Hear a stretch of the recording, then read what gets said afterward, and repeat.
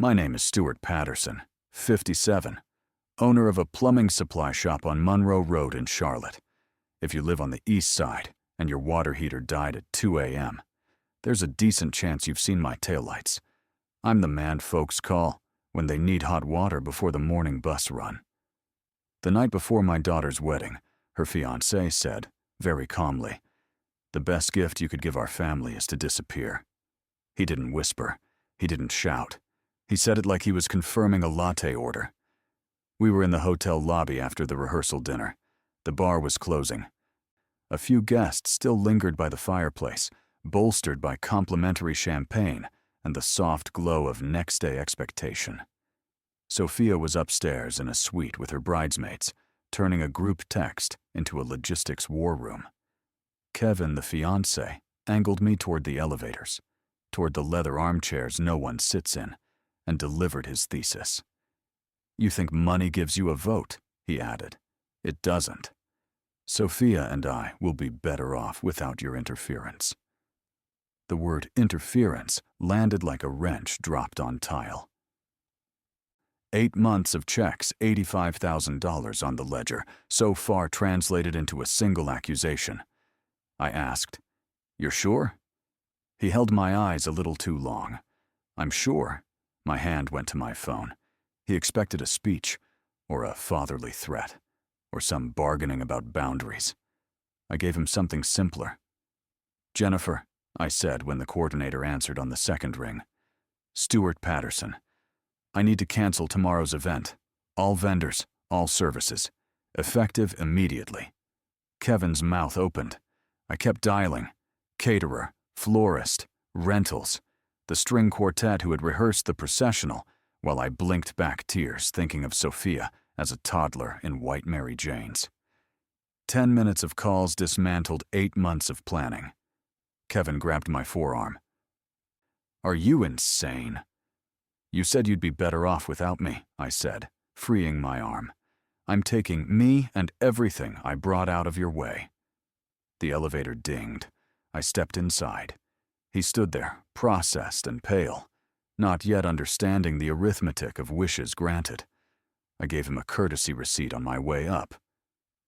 "The honeymoon's paid through Sunday," I said as the door slid shut.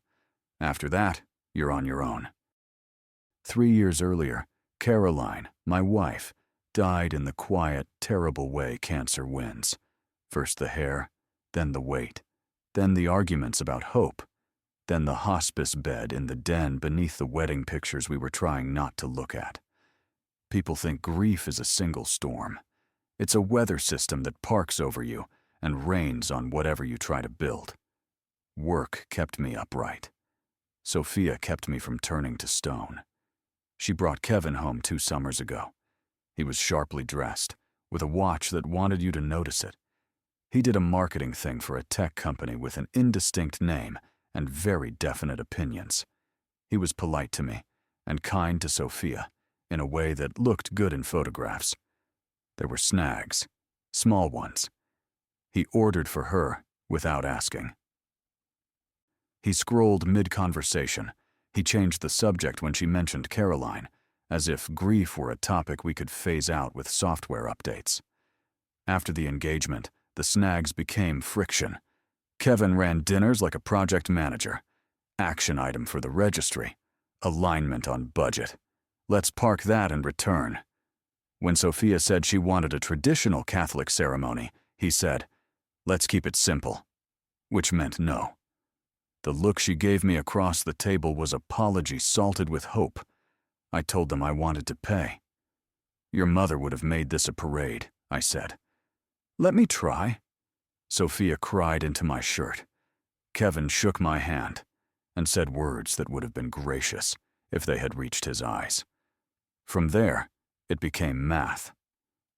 Upgraded wine, since it's once in a lifetime.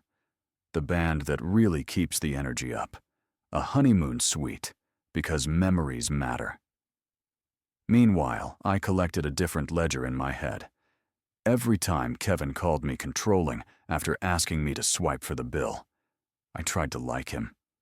Honest, I wanted the world for my daughter, and the world is easier with a partner who says we more than I. But then came the bachelor party invoice from Miami, $4,000 for a weekend of borrowed swagger and a boat selfie. When I hesitated, Kevin said, "If you can't afford it, just say so." I could afford it. That wasn't the question. I paid it anyway and sat in my truck afterwards staring at the steering wheel, counting to 10 in a language my father taught me when he taught me to hold a flashlight steady. 2 nights before the wedding, I went to drop off a garment bag and heard Kevin on the phone with his best man. "After tomorrow," he said, almost laughing, "I won't have to pretend to like the old man. Sophia feels guilty about her mom, so she lets him play wedding planner. Whatever keeps him busy. I'm not a yeller. I come from men who fix problems by laying out the parts and putting them back in the right order." That sentence was the schematic. I just hadn't realized he would hand me a wrench with "disappear" engraved on the handle. By the time I finished canceling, my phone was doing its own panic dance. Missed calls stacked like playing cards. The voicemails followed the Kubler-Ross syllabus. Kevin, calm. Let's talk, misunderstanding. Sophia, bewildered. Dad, are you serious? Tell me this isn't real. Kevin, angry. You can't torch your daughter's wedding because you're on some power trip. Sophia, breaking. Daddy, please. I know you and Kevin don't see eye to eye, but this is my day. I phoned Sophia back. No lectures, no metaphors, just the sentence Kevin gave me, returned to sender. He told me the best gift I could give his family was to disappear, I said. So I did. And I took my gifts with me. He didn't mean. He did. He meant it every time he rolled his eyes at me and never once at my checkbook. What happens now? Now, you decide whether to marry a man who can't afford the wedding he imagined without the father he doesn't want. Silence. I could hear the wedding machine thudding in the background. Steamers, zippers, someone counting chairs. If you want a small mass next week, I added, with people who actually love you, I will pay for that twice. I need to think. Good. Thinking is underrated at the edge of a cliff. I packed. I tossed the tux bag into the closet and reached for denim and flannel. By dawn, I was driving up 74 toward the cabin Caroline and I bought, in the cheap years when the roof leaked, and we thought that was our biggest problem. The mountains have a way of correcting scale. I sat on the porch while mist combed the ridge, and birds held a meeting I wasn't invited to. The world didn't end, because a band didn't load a van. At 10, I turned my phone back on. It seized like an engine out of oil. 43 missed calls, 26 voicemails, 62 texts. I triaged. Jennifer, the coordinator. The caterer wanted the balance, $28,000. The florist wanted confirmation. The rentals truck had returned to the depot. The groom is trying to fix it, she said, and I could hear compassion fighting with exasperation. Trying how? Wires from accounts that don't have it. Cards that won't clear. He's calling relatives. Let him. Tony, my brother-in-law, called next.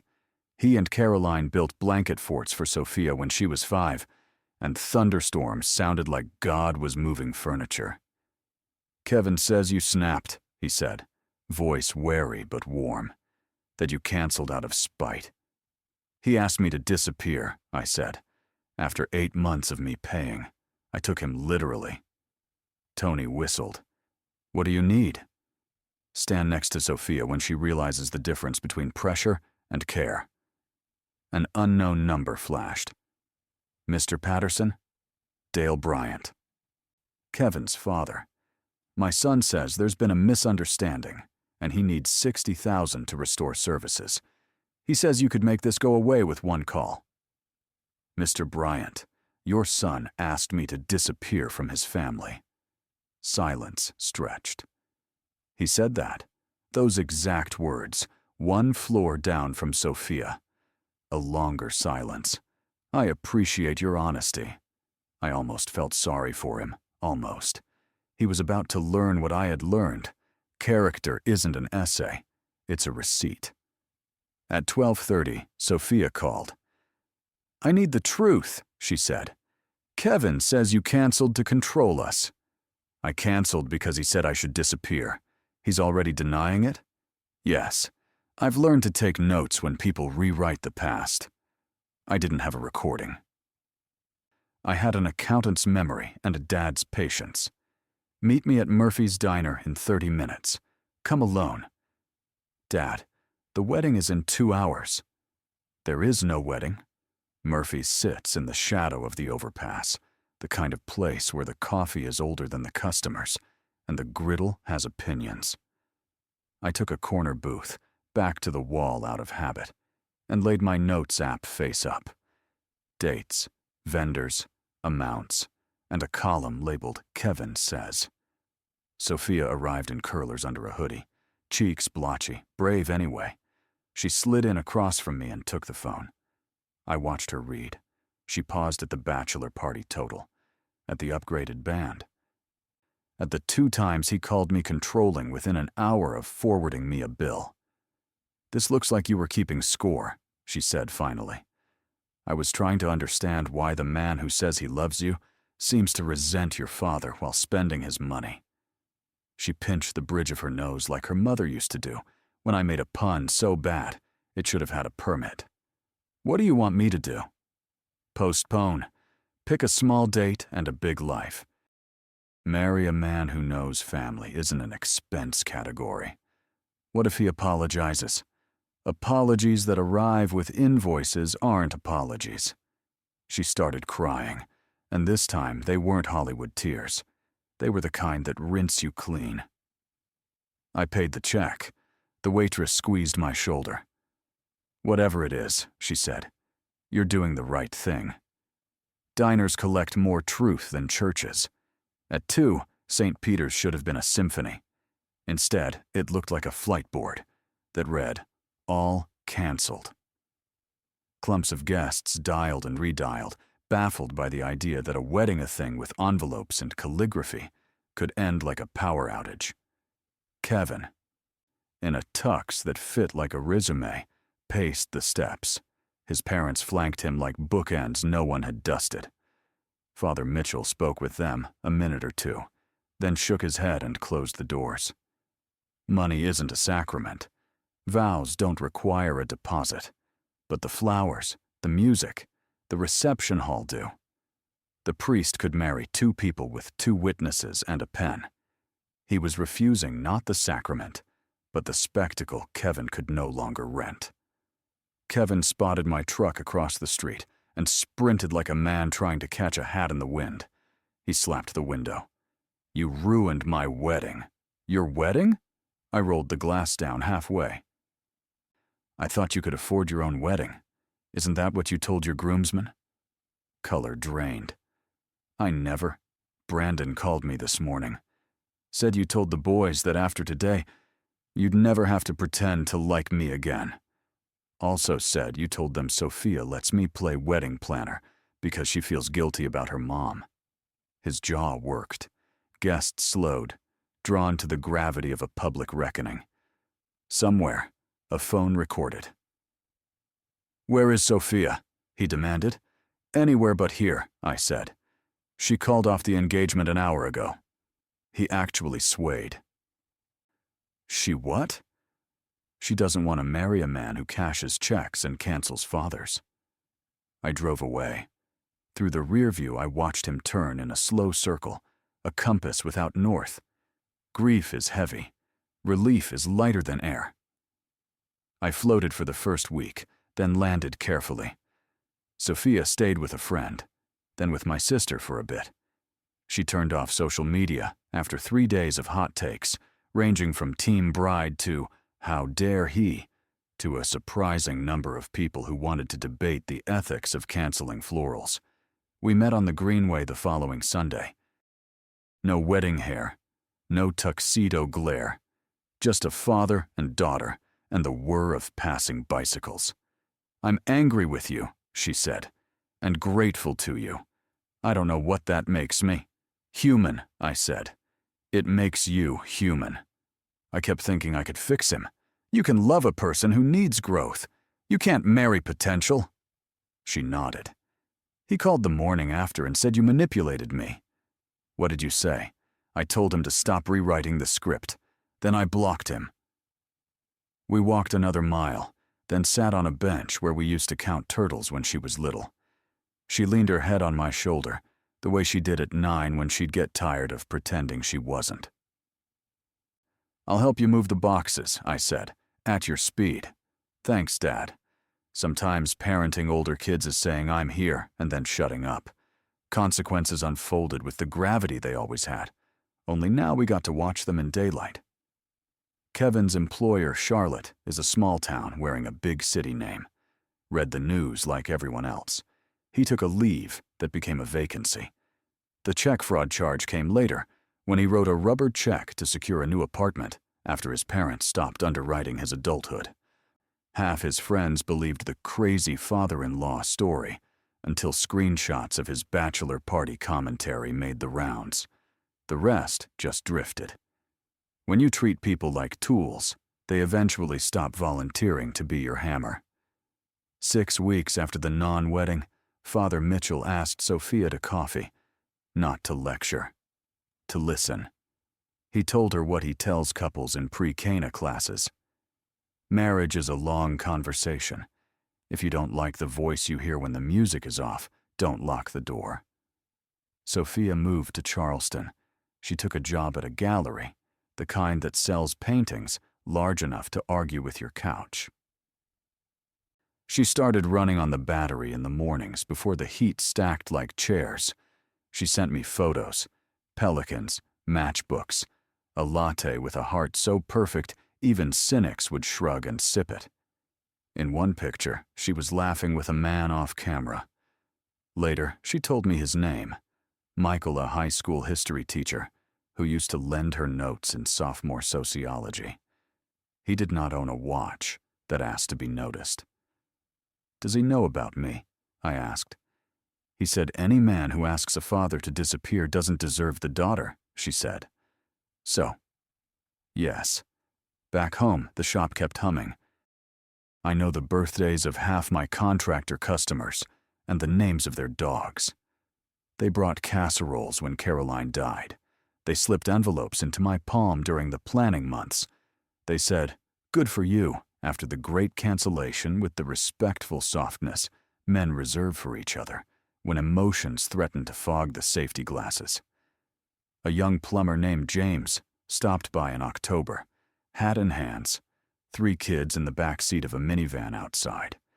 He wanted to buy the business. I'd keep the sign, he said. Your name means we do what we say. We had coffee in the corner of the warehouse while forklifts beeped like tired birds. He talked about apprenticeships and raising pay for Saturday emergency calls because marriages are fragile when dads miss soccer games. He reminded me of the men who taught me the trade hands clean only at weddings. Let's take this slow, I said, but I'm listening. I went home and opened the desk drawer where I keep Caroline's ring. Beside it, I slid Sophia's letter when it arrived at Thanksgiving. I owe you 2 things, it read. An apology for not seeing what you saw, and a thank you for loving me more than you loved my approval. Losing me for a week saved me for good. Sometimes doing the right thing costs you for a while. Sometimes it pays back with interest you never expected. People still ask whether I regret canceling. They want the courtroom closing argument. I don't have one. I have a question I ask myself whenever the old doubt creeps in and tries to rent a room. If the roles were reversed, if a man had told Caroline's father to disappear while spending his money, what would I have wanted her father to do? I know the answer as surely as I know where the shut-off valve is in every house on our block. Some gifts arrive in ribboned boxes. Others come disguised as ultimatums from men who don't know they're handing you permission.